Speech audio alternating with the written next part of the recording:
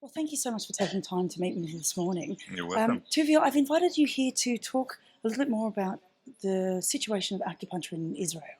So, firstly, could you just tell us a little bit more about yourself? Yeah. Well, I've been practicing and teaching acupuncture for more than 20 years. Today I have my private practice, and I'm also the director of the Chinese medicine department at Tel Aviv University. And I also lecture throughout Europe once in a while. Indeed, indeed. And in meeting you at the TCM Kongress here in Rothenburg, one of the things which has really struck me is Israel is leading the profession in terms of public awareness, in terms of integration with mainstream health services, and also education as well. Yeah. So how did Israel come to be in such a strong position? Yeah. Well, this is a very interesting question that we also ask ourselves how it became so popular. Mainly, I think it started from when school started in Israel for Chinese medicine. They decided to start schools would have a very high level of education in Chinese medicine. So first of all, because the education is a very high level, so then we have very good professional acupuncturists. Um, Now, the public in Israel is quite open to the alternative medicine, or today we call it more integrative medicine. And it was quite, even though Chinese medicine is not recognized as a profession by government, you cannot, you study, it's a 4-year study plan with more than 3,600 hours, but it's not recognized by the Ministry of Education. So actually, whoever is a acupuncturist, he doesn't have any profession. But on the other hand, um, because the public demands acupuncture, today we have acupuncture. Every hospital has an acupuncture department. Uh, in and out in an inpatient wards also. All public and private social security and insurances cover acupuncture. So I think this helped a lot in order to push acupuncture. And so how have you achieved that? Obviously, it's in professional recognition in some aspect without Yeah, regulation. right, How, exactly. and how has that happened? You're saying it's the public that have made these demands. Well, it's because I think that the public is looking for other answers when they're having some medical problem. The public understands that there are either alternatives or possibility of together with Western medicine do another type of medicine. And today we know that there are some problems that Western medicine doesn't give very good results. So the public understands, and I think maybe because the Israelis they're not confirmed with them telling there's no solution for your problem or this is what you have to do. They're always looking for an answer. So I think that's one of the reasons why complementary medicine became so popular. You say, wait a minute, there's another possibility, so why not try it? And fortunately, it also works. So once they see it's working and it's helping, so then more and more of the public is wanting to have this service.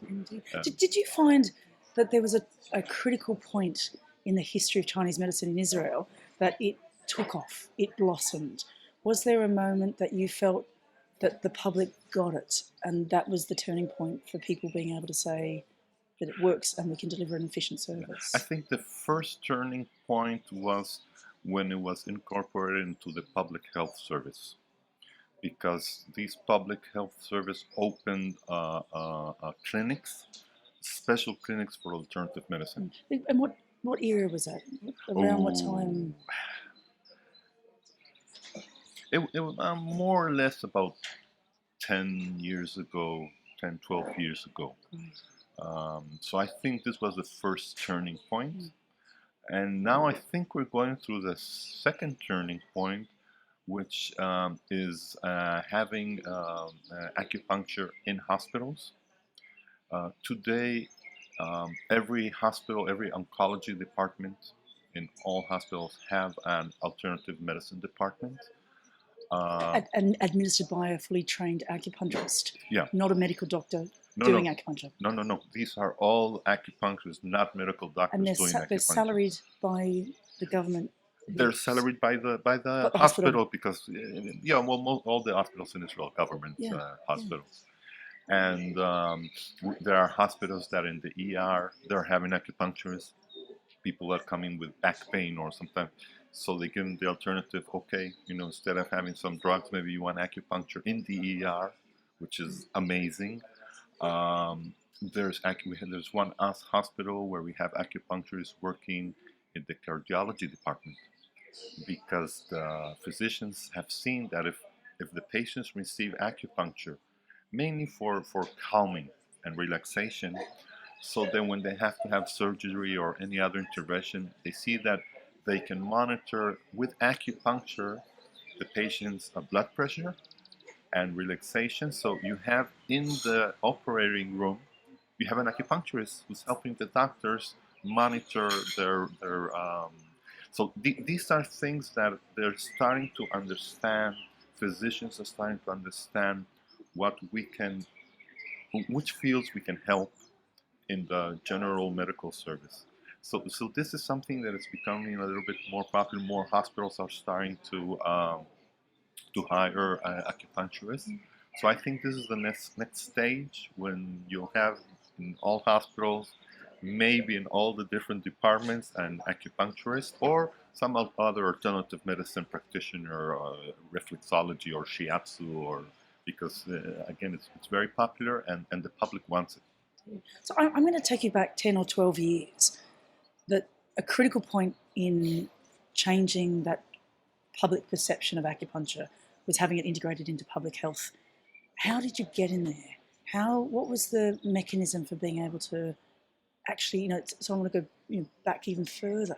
Yeah. Well, because that's obviously a critical yeah. point. Well, it was mainly economical situation because we have these public health services, and there are about four of them, and there are always competition one with the other. And one of the things they saw that it's because the public is looking for alternative medicine, so I said, okay, if we give in our health program alternative medicine, then we'll have more people coming to our health service. The second thing is that once they said, okay, we can open clinics, and even though it's recognized by the insurance, public still has to pay part of the. So it was mainly more an economical drive for this health insurance, which helped us eventually to make it more popular and have it as part of the system. Indeed. So that in fact bypasses a lot of what we were talking about at the TCM Kongress, which is around efficacy and does it, the workingness of acupuncture, and instead you went straight for the popularity. Yeah. Whether it works or not, that was proved later once you were in there. Yeah. But the fact that it was popular with the general public was enough to then incite people to implement the program. But it was popular with the public because they saw that it helps. So the public is the one that does all the hard work, just for us to support and be there and be professionals, which is very important. But once you have the public on your side, then you can really get to places. Now our biggest um, problem. Well, I wouldn't call it a problem, but our next step is trying to have it recognized by the government as a profession, either as a profession or an academic profession. And what will that give you that you don't already have? Because so many countries, and certainly a lot are represented here at the Congress, are desperately trying to get recognition with a view that will be a gateway to working in health services and hospitals. But you're in fact already there. We're already there. What right. would regulation bring you that you don't already have? But first of all, because you're working with the health, you're working with people. You must make sure that your practitioners have a high level of education, that they know what they're doing, and this can only be achieved if they are studying in a recognized school, and there is some type of recognition. Because even though the situation, as I said, working in hospitals and everything, I mean, you can just wake up one morning, decide that you are an acupuncturist, open a clinic, and you're an acupuncturist. Is that a problem in Israel? Is that Well, a it doesn't really happen, but we do have some schools which are very low level. As I said before, most of the schools are a 4-year study program, 3,600 hours. There are some schools that have a 1-year program, and that's all. So I have a question for you about those schools. They exist all around the world. Often those schools cater to health professionals that are already trained in another modality, such as physiotherapy or a form of manual medicine. And people are doing a short course to be trained with the additional skills of acupuncture and then can go out and call themselves acupuncturists. Do you have the same issue in Israel of what would be called dry needling therapists in some countries? In Israel, even though I'm not sure if it's according to law, but for dry needling, you must be a medical doctor or a physiotherapist. For acupuncture, as I said before, you can just open a clinic, but in Israel, even if you're a physiotherapist and you want to learn Chinese medicine or Chinese acupuncture, you have to do a 4-year study program. You have to do the full program, even though you're a physiotherapist or a nurse. Or we have courses for MDs, which are in Chinese medicine, which is a 2-year course in which they learn Chinese medicine. So we do have for physicians. And does there exist any professional friction between the different groups of people who are practicing needle insertion or acupuncture? Which are practicing Acupuncture. Is there any in some countries, and I ask the question because it's an issue for a lot of our members, practitioners around the world, who feel like their area of medicine is being encroached on or taken away from by other therapists doing acupuncture. And therefore there's a little bit of friction which exists. Well, yeah, this is one of the reasons why they don't want to recognize acupuncture, mainly because the medical society kind of, today when somebody has a back pain, they know that, okay, if I go to the orthopedic, I will get some drugs. Maybe he will send me to do physiotherapy, and come back in a couple of weeks, a couple of months, we'll see if it helped or not. So today, many of the products the moment have a back problem, they would just go straight to the acupuncturist.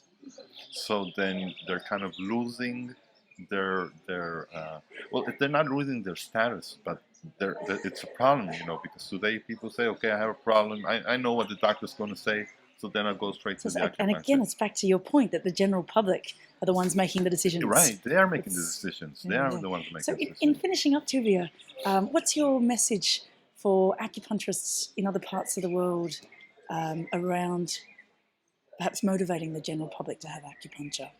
Well, as I start, I think the first thing is that you have to show that you're a professional, because we're treating people with their health problems, and we must show we are professionals. We must show, first of all, the public that we are professional, and we also have to show the whoever is in the medical society, show that we are professionals, and to know and understand that each one has his place in this earth, in this world.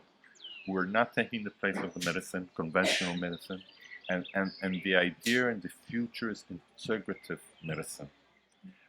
And once we understand it as acupuncturists, once the medical community understands it, but most of all the public is starting to understand it, and they're looking for it. So it's just trying to present a way of working together, because eventually for the outcome we are all interested in one thing, which is the health of the public. Wonderful. Thank you so much for the time. You're That's welcome. really terrific. Oh, yeah. You're welcome.